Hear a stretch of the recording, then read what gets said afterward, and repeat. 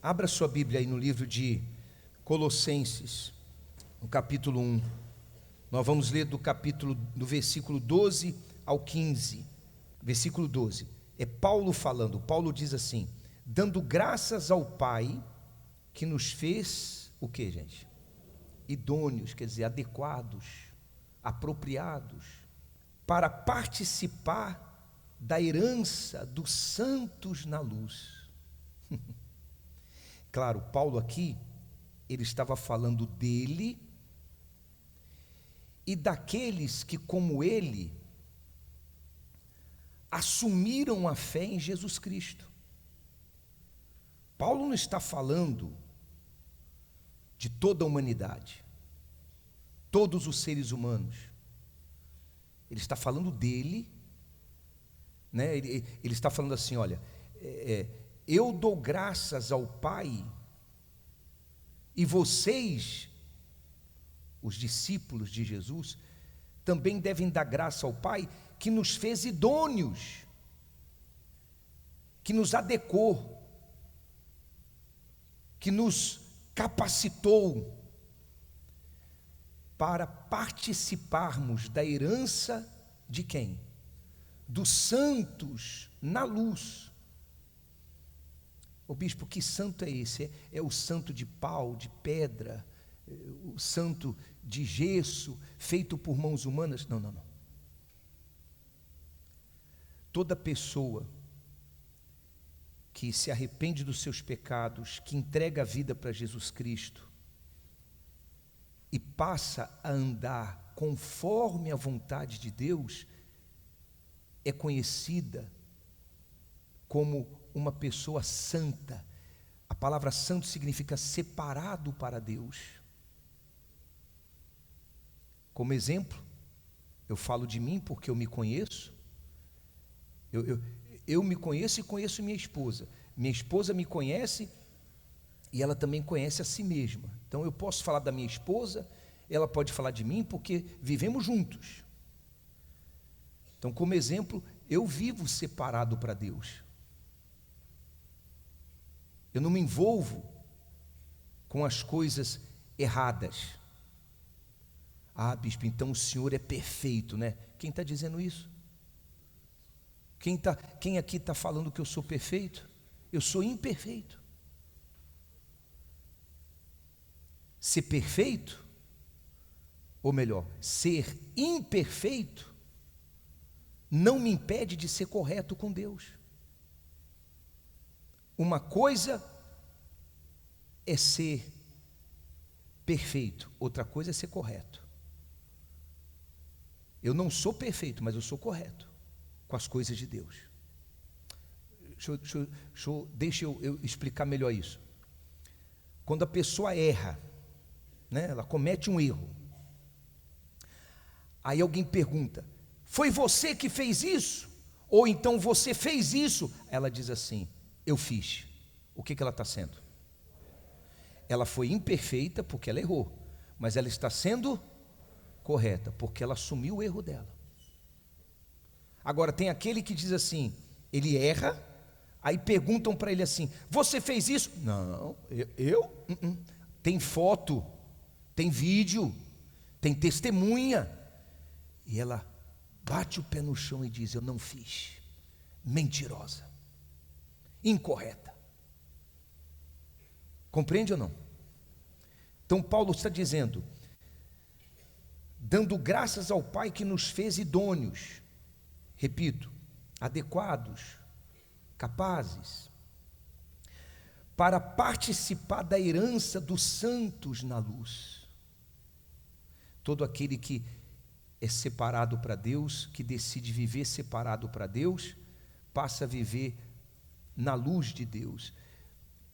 Lembra, Jesus disse assim: eu sou a luz do mundo, quem me segue não andará nas trevas, andará na luz,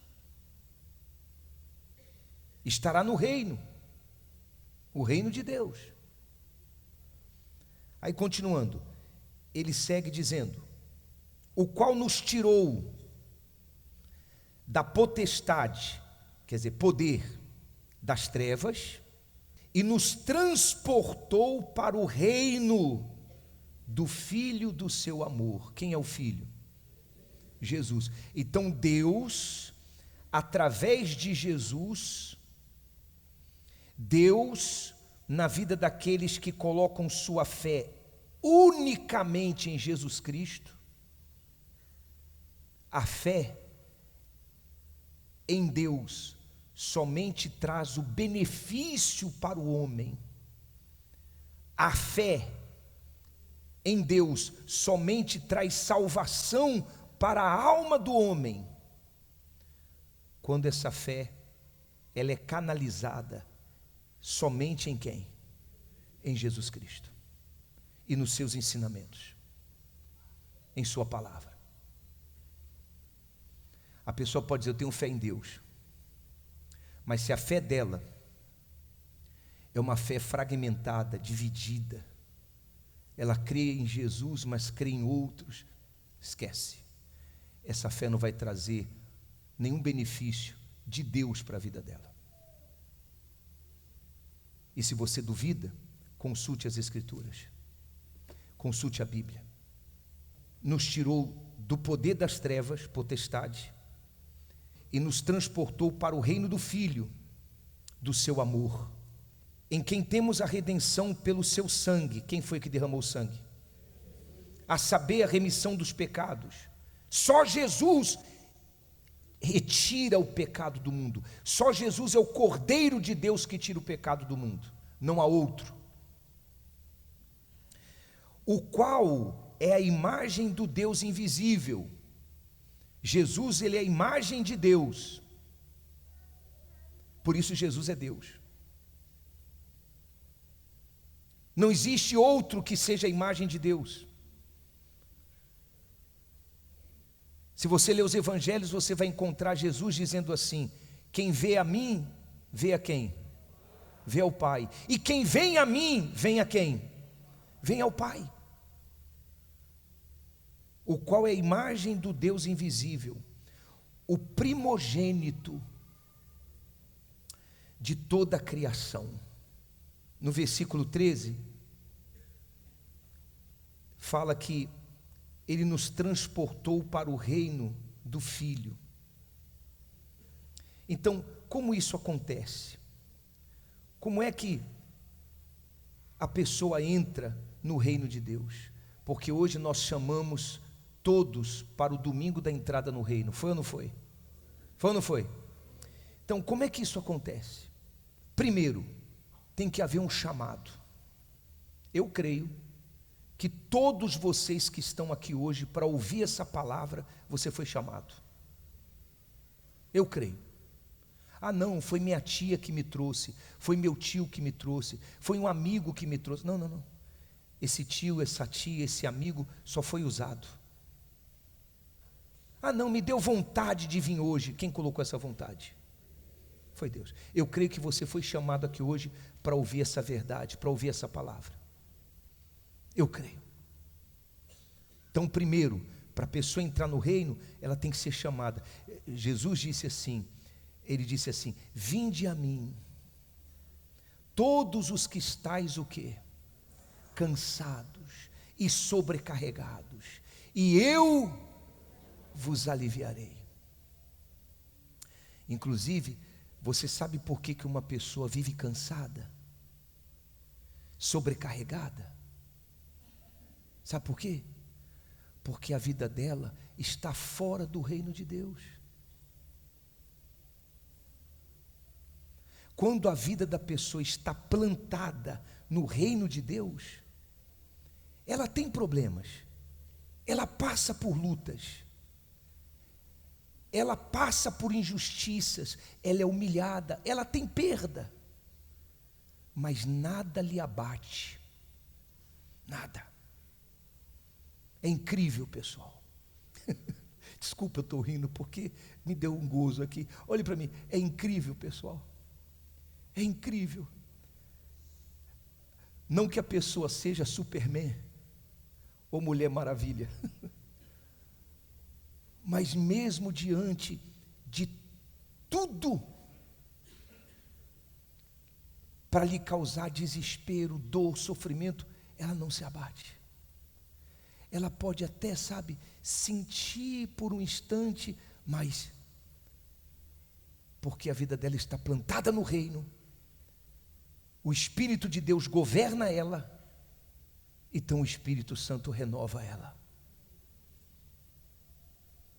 Passa o tempo, ela melhora,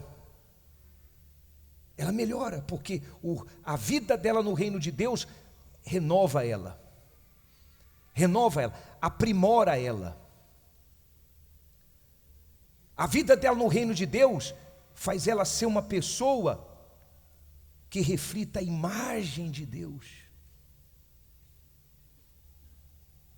Entende o que eu estou dizendo?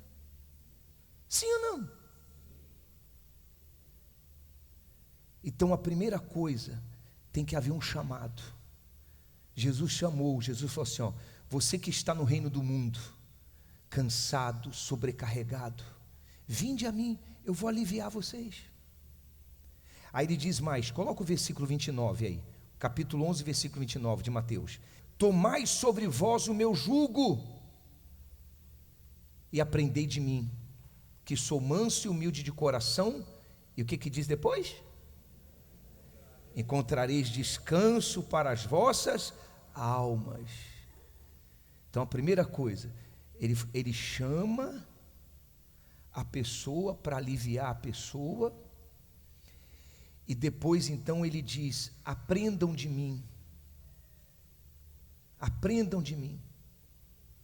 e aí você vai entrar no reino, e entrando no reino, você encontra o descanso para a sua alma. A dor que muitas pessoas sentem é a dor da alma. A tristeza que muitas pessoas carregam é a tristeza da onde? Da alma.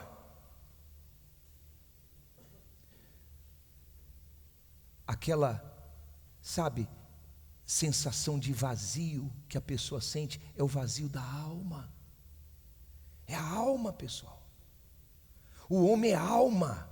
Está escrito, é alma vivente.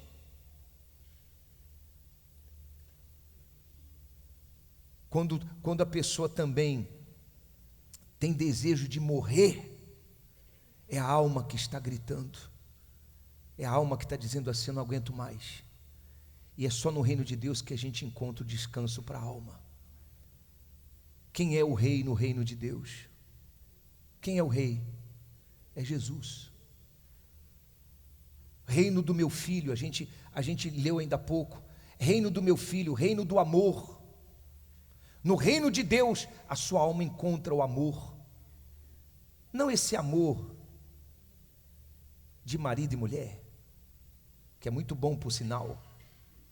Não esse amor de pai e filho, que é muito bom por sinal. Não, é um amor que transcende. É um amor incomparável. Somente o que recebe pode descrevê-lo. Está claro ou não? Então, primeira coisa, o chamado. Segunda coisa que tem que acontecer para você entrar no reino de Deus. A sua mente tem que ser iluminada.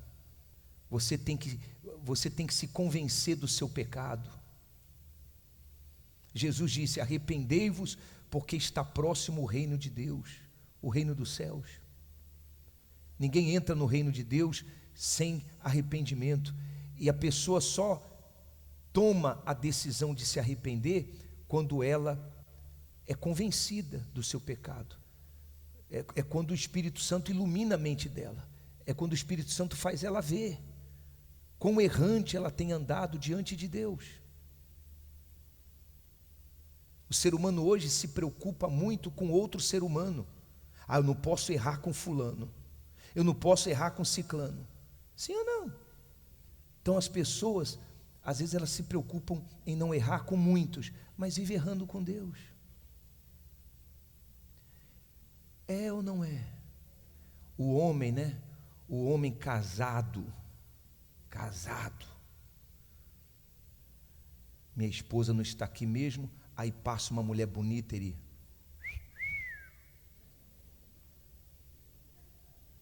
Ah, minha mulher não está aqui mesmo, mas e Deus? Deus não está não? Hã? Às vezes ele está lá sozinho, né? Passando o dedo lá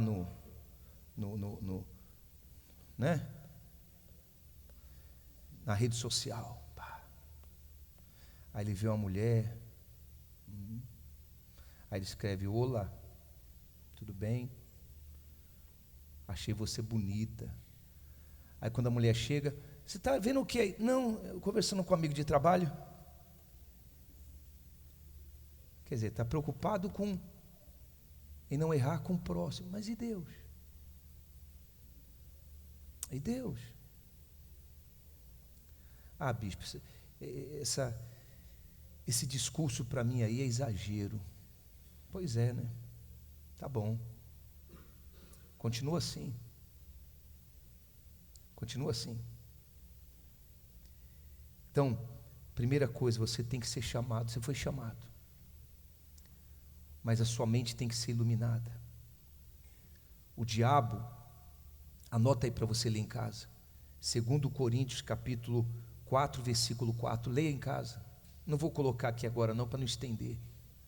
2 Coríntios capítulo 4, versículo 4, ali diz que o príncipe desse mundo cegou o entendimento dos incrédulos, para que eles não vejam e não resplandeçam baixo a luz de Cristo. O diabo vem cegando o entendimento das pessoas. Então, segunda coisa, você tem que se arrepender, você tem que ser iluminado, você tem que buscar o arrependimento. Terceira coisa, você tem que buscar o arrependimento. Depois que o Espírito Santo te mostra os seus erros, você tem que buscar o perdão, você tem que confessar o seu pecado, você tem que pedir perdão, você tem que falar para ele: Senhor, eu quero mudar, eu não quero mais ser essa pessoa. Buscar o arrependimento. E última coisa, e só vai acontecer se você buscar o arrependimento. Última coisa, você é transformado, é regenerado. Anota aí para você ler em casa, Evangelho de João capítulo 3, versículo 3 ao 5. Jesus fala: quem não nascer de novo, quem não for regenerado, transformado, quem não nascer de novo, não pode ver o reino de Deus e não pode entrar no reino de Deus. Compreenderam ou não? Vale até a pena colocar aí esse versículo para a gente terminar. Jesus respondeu e disse-lhe: na verdade te digo, que aquele que não nascer de novo, o que ele diz aí? Peraí, deixa a palavra aí. E eu pergunto: você vai continuar preocupado em ter carro? E você vai continuar priorizando sua profissão? Priorizando casa? Você vai continuar colocando em primeiro lugar casamento?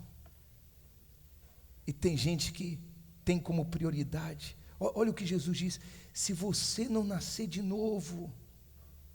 E Jesus fala duas vezes, né? Em verdade, na verdade.